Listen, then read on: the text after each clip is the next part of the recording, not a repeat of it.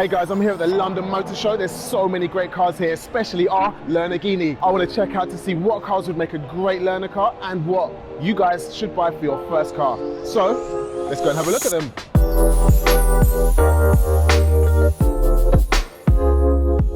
Right guys, this one is a Honda Civic, and straight away I can see shiny, smooth, brand new leather. It's automatic, we've only got a brake and a clutch. I'm sure they do this in manual as well. In fact, I'm positive.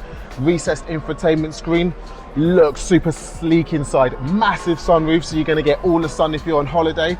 Look at all of these speakers. The speakers look so good. I bet it's super, super loud in here. Engine start-stop button, so you can feel like you're driving a Formula 1 car. Also, it's got a digital dashboard. Look at how cool that looks. Look at the lights in there. I wish I could turn this on. Can someone find me the key, please? In terms of space, we've got a massive center console here, so I'm not going to be sitting too close to my learner if I'm in a lesson. Look at all of that space. Look at the cubby hole down there. Look at all that. You could get a whole nother bag in there. Don't put that on. Sounds stupid. Look at this. If you've got an automatic version, you've got flappy paddles, so you can feel like you're driving a Formula 1 car. Woo! Someone's conveniently left their drink in there for me. Excellent, just to show that the cup holders are working. Electronic handbrake. I wouldn't want to teach with that, but it's a really cool feature if you have your car for yourself. Teaching, 4 out of 10. It's big, but again, it's got some features I wouldn't want in a teaching car. First car, 8, definitely. I'd look great in this car if I wasn't teaching. You'd look great in this car. Maybe not for a driving lesson though.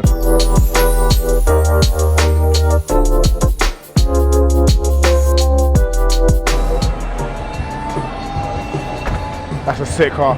Look at it from the front. Looks so sporty. That's a proper American muscle car. Oh my God, look at these rims. Look at those rims, that is amazing. If you ever had that on your teaching car, they'd be scratched in 2 minutes. Right, this is the Fiesta ST. So, quite a common teaching car. I know a lot of people that teach in this, not the ST version, but the normal version. The ST actually feels so much more sporty. Look at these seats, they really hug you in. Nice little door sill there.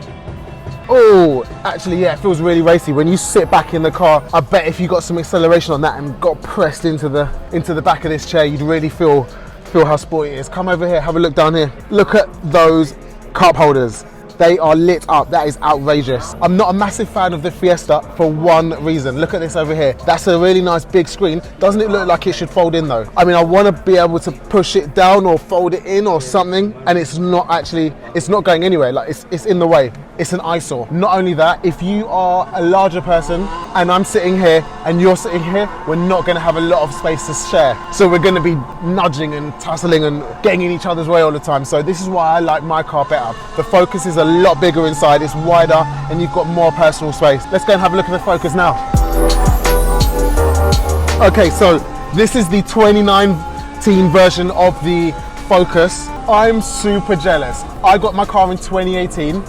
3 months later, they released the new version of the Focus. And look inside, it's amazing. This is an automatic version. It's got no clutch, no gears. Again, it's got the weird screen that doesn't seem to fold in. Actually, if I had this, I'd be annoyed with that. My screen's nice and recessed into the dashboard. It's got the same steering, exactly the same steering wheel, same button layout. I wish I could turn this on. Oh, there we go. It's still got analog dials, still got the same screen there. That's going to show you nice big infotainment, but again, it should fold in. They've taken away the CD player. I mean, I don't think I've ever put a CD into my car ever. Apart from that, oh look, yeah, it's pretty much the same.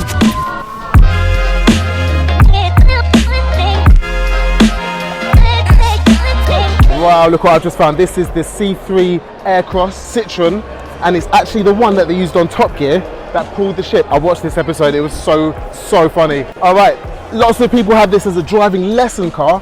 I've never been in one before, so let's have a go. It's got a weird kind of Vauxhall Zafira handbrake. You get used to this. I've had a Zafira. It's weird at first, but you do get used to it. Nice infotainment screen, massive. Look at this detail. I mean, it's weird and it looks funky, but That's exactly what you want for a lesson. It's a talking point. The steering wheel feels solid. The dials aren't digital, but they look very clear and they're in the right place. I'm sure that screen in the middle has got the digital speed as well.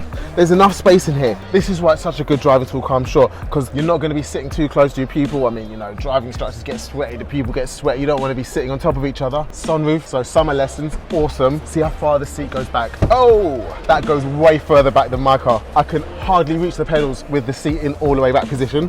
And yeah, the seat goes well far forward as well. So if you're not too tall, this car's still going to be good for you. Lots of headroom as well. Nice big pocket bins, loads of space in the back. Let's have a look.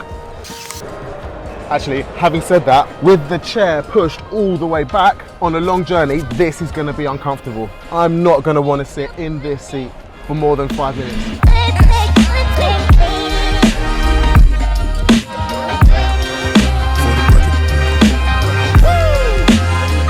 So as a teaching car, I'd probably give this a 3 out of 10. It looks really nice, it looks really solid, it's cool. Look at the pedals, they look amazing. But for your first car, this has got to be a 7 or 8. You're going to look sweet and really, really cool if you turn up to your friend's house in this. Right, so this one is a Golf R. Oh, straight away, as soon as we get in, look at the interior on this.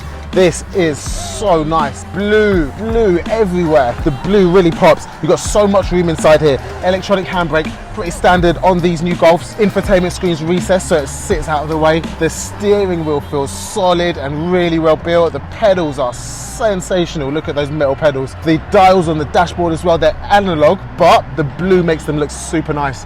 No sunroof. Oh, look at this interior mirror. The glass literally goes from edge to edge. I think that's an awesome feature. Looks really good. So this car, if I had it as a driving school car, I would be very happy. It's the R version, so it's gonna be fast. I might not have the R version, but I'd be super happy to learn in the Golf. It's quite a common learner car. Lots of people do learn in the Golf. If you've learned in the Golf, you'll probably testify that this car is a very nice car to drive. As a first car as well, perhaps you're more looking to go for a Polo because of the insurance issue. For your first car, this is probably a 6 or 7. If you can afford it, go for it. If you are learning to drive and your instructor's got a Golf, you are lucky, and stick with them because a Golf is a really nice car to learn to drive in.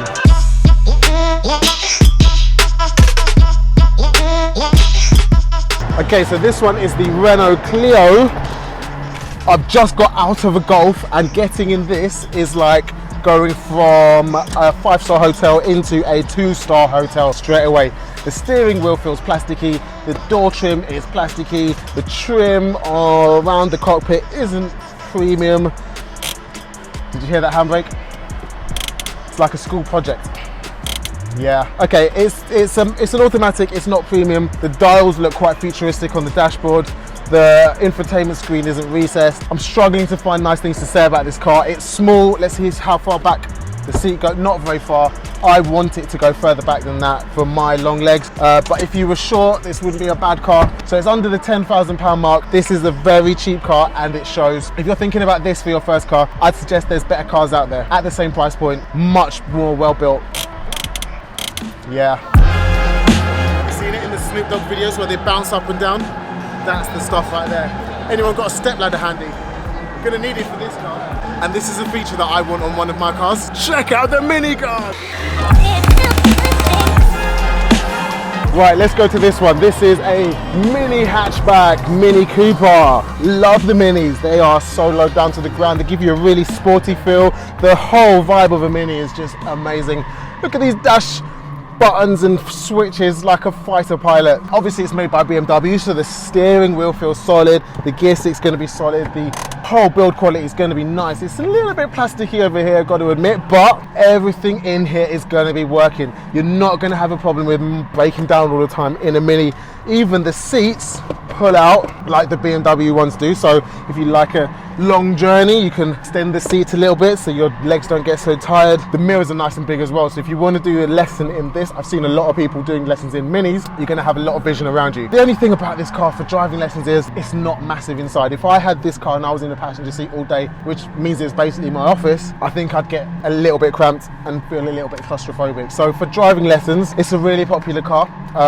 Lots of people do lessons in them, but I'm going to give it a 5 or 6 out of 10. They are so easy to drive, that's the only reason I'm going to give it that high score. Apart from that, it's small inside, so that's what's preventing it getting a higher score. For your first car, magic. How much is it? 10 grand. The price on this one's 10 grand.